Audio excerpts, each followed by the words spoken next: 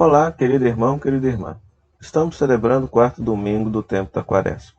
Este domingo é chamado de Letare, porque a antífona de entrada nos convida a nos alegrar pela proximidade da salvação.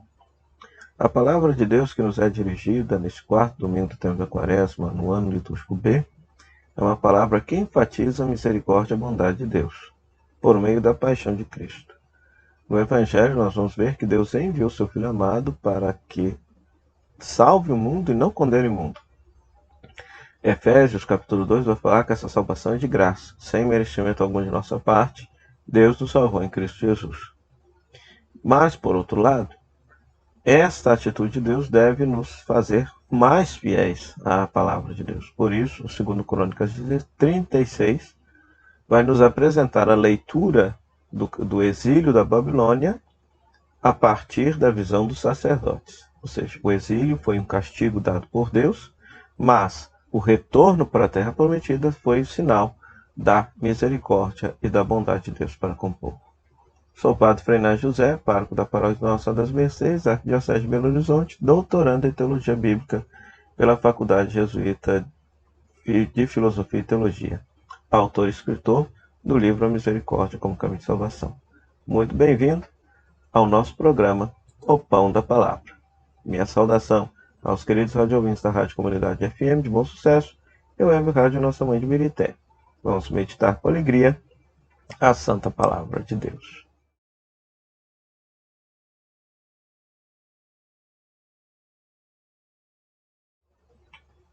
Hoje, muito bem. Na primeira leitura temos o livro de Crônicas, no capítulo 36.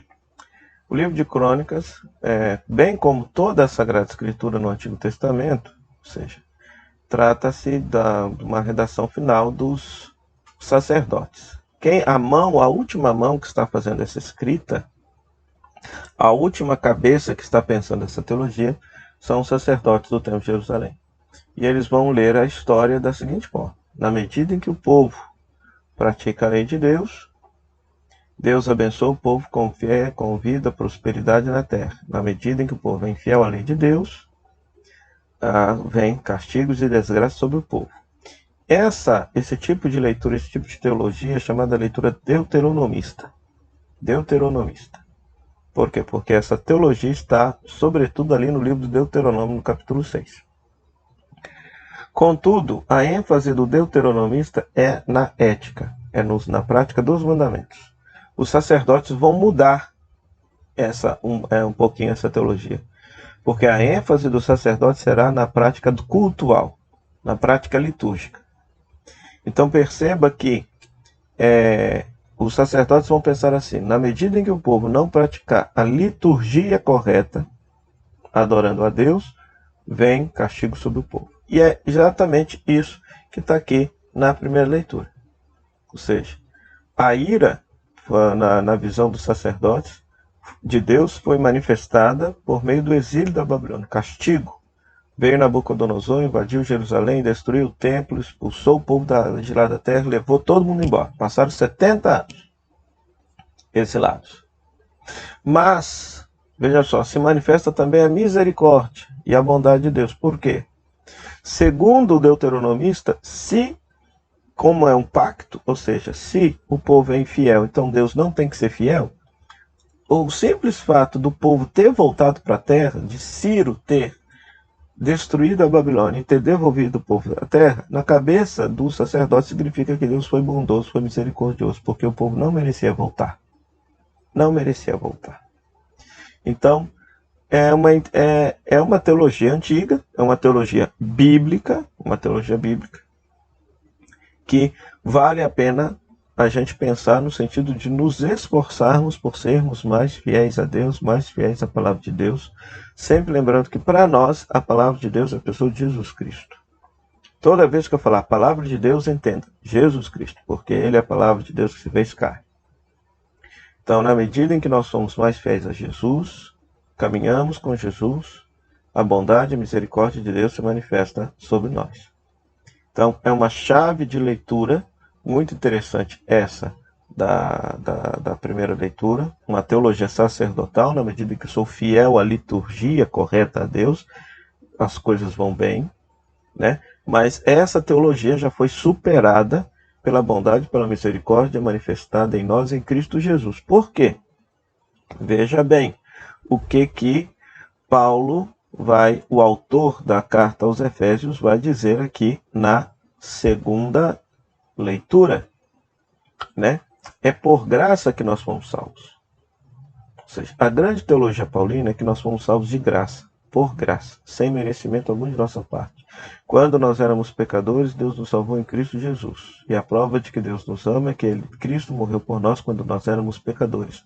Quando nós não tínhamos méritos éticos, nós não éramos fiéis aos mandamentos.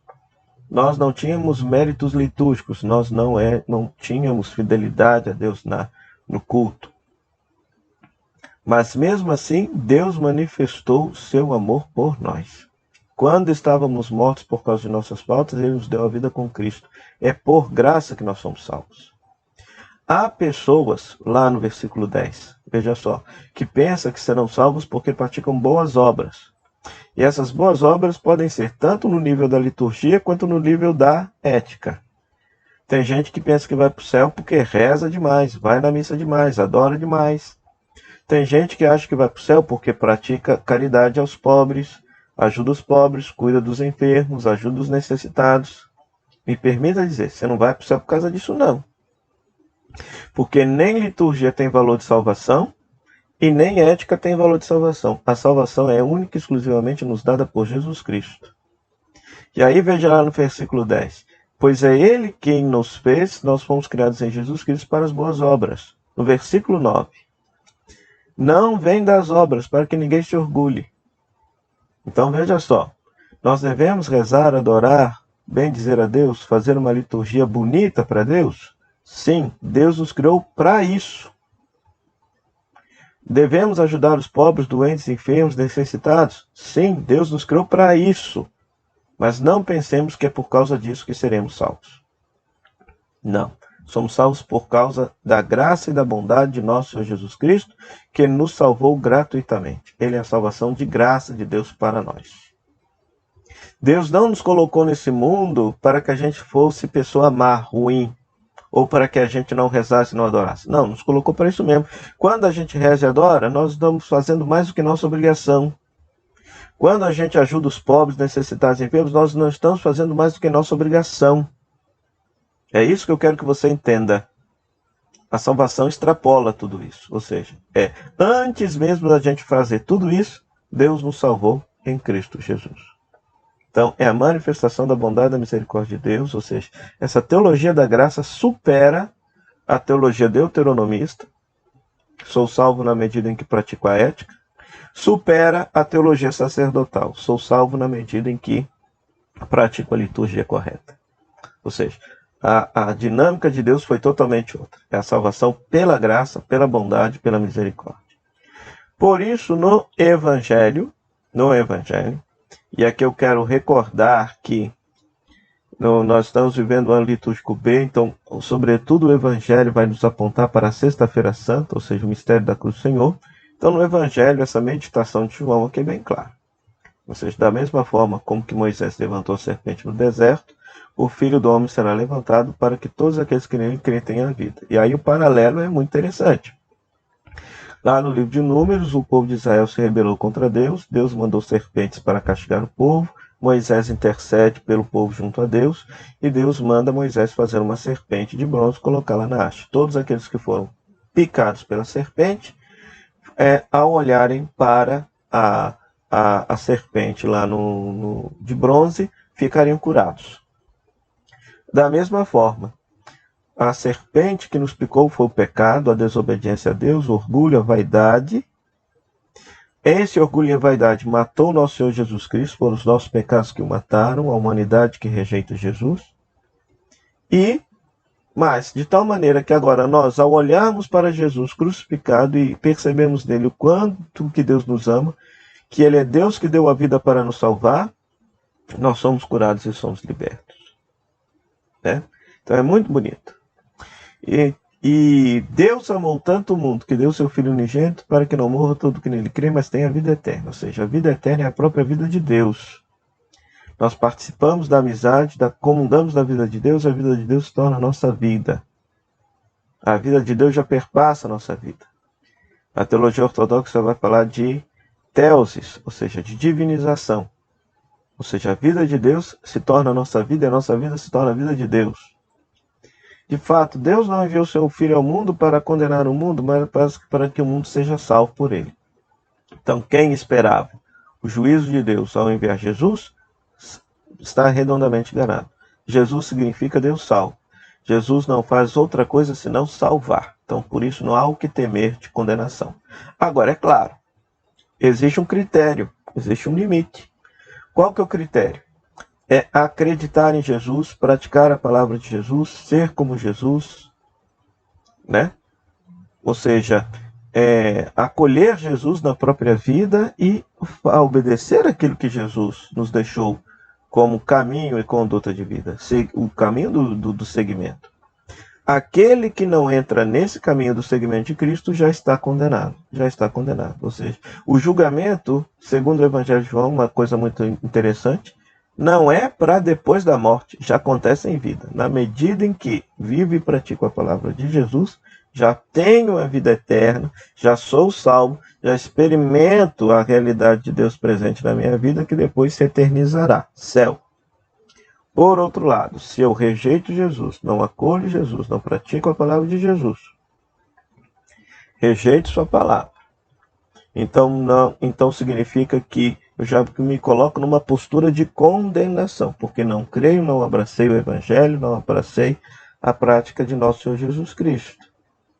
E por isso, esse afastamento de Cristo, quando eu morro, será eternizado. Condenação. Então o julgamento já se dá em vida na medida em que decido, opto ou não por acolher Jesus e viver a sua santa palavra. Então é muito interessante, muito bonito isso, mas ressaltando que o Filho de Deus foi enviado ao mundo, sobretudo para salvar, jamais para condenar. O desejo do Papai do Céu é que sejamos salvos por Ele, mas essa salvação depende da nossa acolhida do Filho de Deus. Então, peçamos ao Senhor que nos abençoe e nesse tempo de Quaresma possa nos conceder essa graça da conversão e da mudança de vida. O Senhor esteja convosco, Ele está no meio de nós, que a bênção de Deus Todo-Poderoso, Pai, Filho e Espírito Santo, desça sobre você, sobre sua família e permaneça para sempre. Amém. Meu muito obrigado, Rádio Comunidade FM de Bom Sucesso, a Web Rádio Nossa Mãe de Birité, que nos cede esse espaço para pregar a palavra de Deus, e a você, querido rádio ouvinte, internauta, pela sua audiência. Até o próximo programa, o Pão da Palavra, se Deus quiser. Tchau, tchau.